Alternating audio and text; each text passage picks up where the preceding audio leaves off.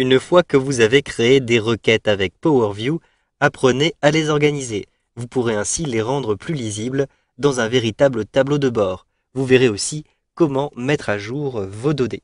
Donc par exemple ici, je souhaite ajouter des éléments depuis la table client. Donc je vais cliquer ici dans le volet de droite sur les clients. Je clique sur la petite flèche qui se trouve en face pour voir les différents champs de cette table client.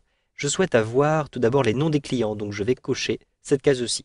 Je souhaite aussi avoir les départements. Je vais donc cocher cette case-ci.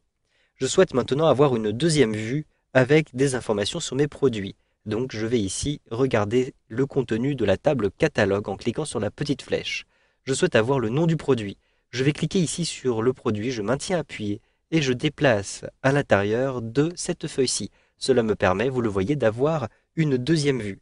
Dans cette vue-ci, que je sélectionne en cliquant dedans, je souhaite aussi avoir le prix toute taxe comprise qui correspond aux différentes commandes qui ont été faites. Donc ici, vous le voyez, je n'ai que les prix hors taxe. Je vais donc me rendre à l'intérieur du contenu de la table commande et comme j'ai bien orthographié les différents noms de produits dans les deux tables, je vais pouvoir utiliser les informations de ces deux tables à l'intérieur d'une même vue.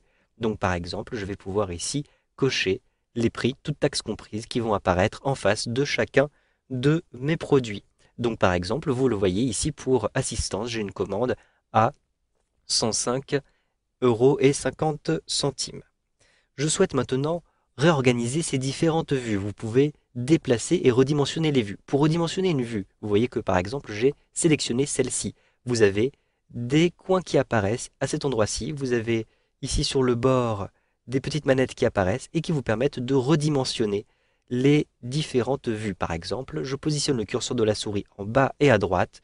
J'ai un curseur de double flèche qui apparaît. Je clique, je maintiens appuyé et avec un glisser-déplacer, vous le voyez, vous pouvez redimensionner cette vue-ci.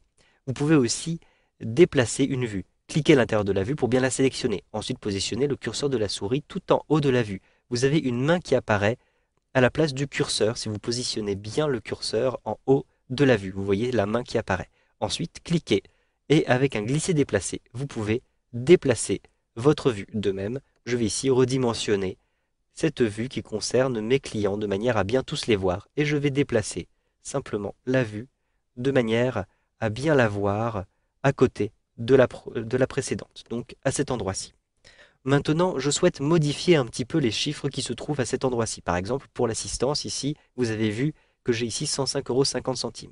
Je vais modifier ce prix toute taxe comprise. Je me rends à l'intérieur de ma feuille commande et de ma table commande. Vous reconnaissez ici ce chiffre. Si je clique dessus, vous le voyez qu'il s'agit en réalité d'un calcul qui va récupérer le prix hors taxe qui se trouve ici en F2.